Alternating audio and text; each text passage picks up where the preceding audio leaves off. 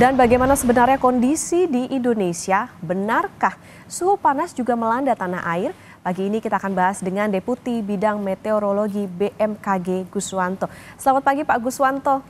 Selamat pagi, Okta. Ya Pak Guswanto, ini kan akhir-akhir ini suhu di Indonesia nih panas nih Pak. Ini kenapa sih Pak? Betulkah ini tanda heat wave atau seperti apa? Betul, jadi ada suatu perbedaan antara heat wave yang terjadi di negara-negara yang seperti Asia Selatan, Thailand, Oman, kemudian tadi ada Brasil ya. Tapi di Indonesia itu sebenarnya panas terik harian itu yang terjadi. Karena kalau kita melihat sekali lagi ya bahwa di Indonesia ini yang terjadi adalah panas terik suhu harian, di mana suhu maksimumnya memang tinggi, namun tidak bisa disebut heat wave. Gitu, karena heat wave itu memiliki kriteria atau memiliki fenomena tersendiri, memiliki karakteristik tersendiri.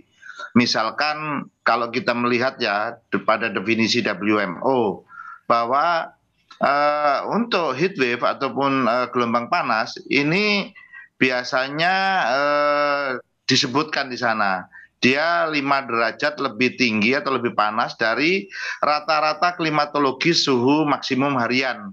Ya, 5 derajat ya dari suhu rata-rata maksimum harian. Nah, kemudian yang kedua, biasanya juga heat wave ini terjadi di satu wilayah itu berturut-turut 5 hari atau lebih.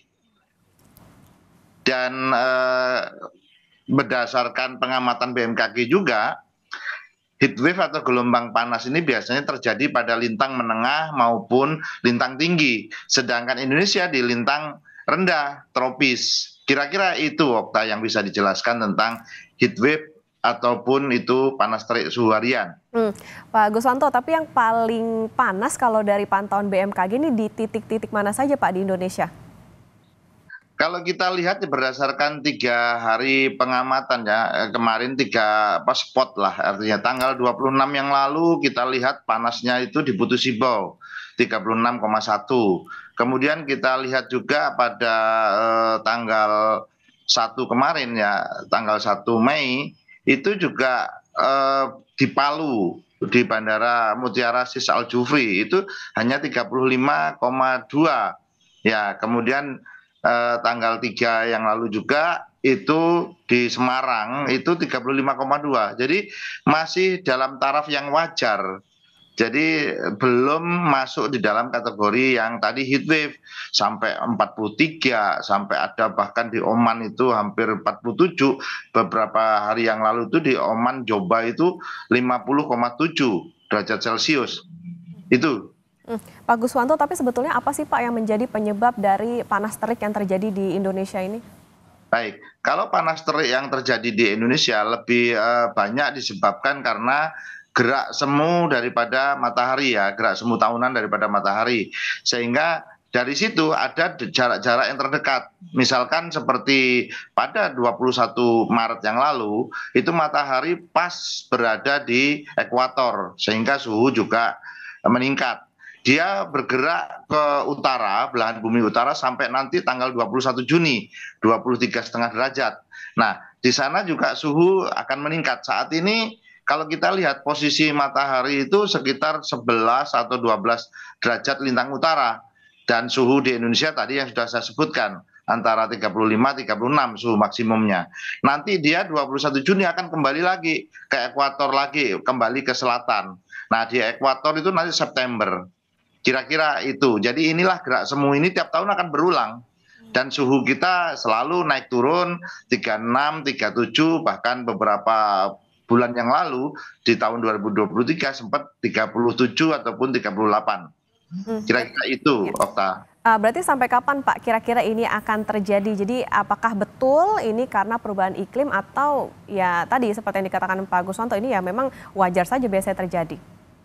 Ya, kalau kita melihat pada kondisi yang ada saat ini, kira-kira ini seperti yang saya sampaikan tadi, nanti kan bulan tanggal 21 Juni dia sampai di belahan bumi utara, matahari gerak semu itu. Nanti dia akan bergeser lagi ke masuk ekuator kira-kira di September. Maka Juli Agustus ini juga sepertinya masih terjadi sampai bulan Agustus ya.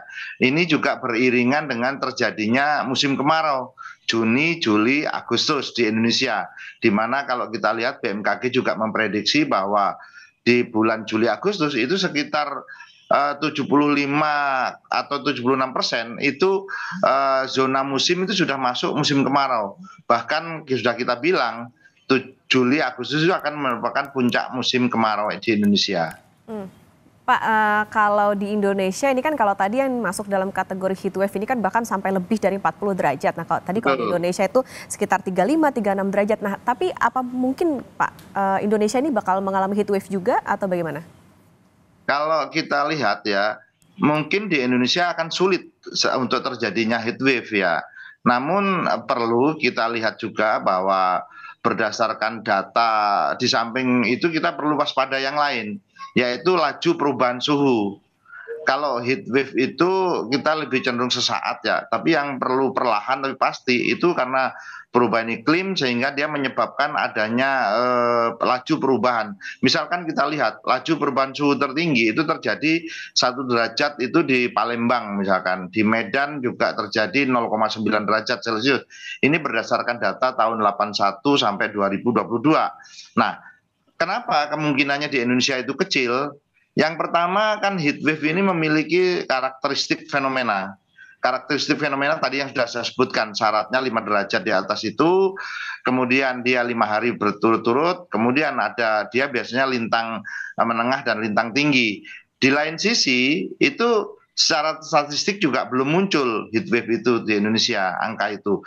Dan yang lain lagi kita patut bersyukur ya bahwa dinamika atmosfer kita di bawah Indonesia ini sangat dinamis. Ini kan disebabkan hampir 2/3 wilayah Indonesia adalah lautan. Ini yang membuat sirkulasi dinamika atmosfernya lebih dinamis dan heatwave itu tidak akan terdiam begitu lama. Kira-kira itu, Okta. Ya, dalam mengantisipasi adanya panas terik ini apa Pak yang kira-kira harus dilakukan masyarakat Indonesia ataupun imbauan terutama dari BMKG terkait dengan adanya fenomena ini? Baik, yang perlu dilakukan memang banyak sekali. Yang pertama barangkali untuk kesehatan terlebih dahulu, untuk menghindari dehidrasi ataupun peningkatan penurunan ataupun serangan atau heat stroke ini, barangkali kita juga harus selalu menyediakan minum banyak air putih. Kemudian juga kita harus menghindari berlama-lama di luar. Barangkali kalau aktivitas di luar bisa menggunakan payung, bisa menggunakan berbaju yang berwarna terang, ataupun bahwa kita menggunakan sunblock atau sunscreen kalau kita memang beraktivitas di luar. Kemudian boleh juga loh kita melakukan perubahan kebiasaan rutinitas. Yang tadinya kita siang hari itu para petani itu di sawah barangkali digeser agak pindah ke malam atau di pagi hari yang masih banyak mengandung vitamin D. Nah, kemudian hal-hal yang lain yang perlu kita lakukan itu tetap mengupdate informasi cuaca ataupun informasi tentang panas ataupun panas terik harian ini melalui channel-channel yang tersedia di BMKG. Bisa call center 196, bisa di telepon pintar Android, info BMKG, ataupun di YouTube. Kira-kira itu Okta yang bisa dilakukan dan hindari hoax. Baik, tadi yang ditekankan adalah yang terjadi adalah panas terik, bukan heat wave. Ini juga merupakan fenomena yang wajar. Tentu diharapkan masyarakat ini tadi bisa memperhatikan bagaimana hidrasi, kemudian juga intensitas aktivitas di luar ruangan menggunakan tabir surya dan memantau informasi dari BMKG. Terima kasih Deputi Bidang Meteorologi BMKG Pak Guswanto sudah berbagi dengan kami. Sehat selalu. Ya.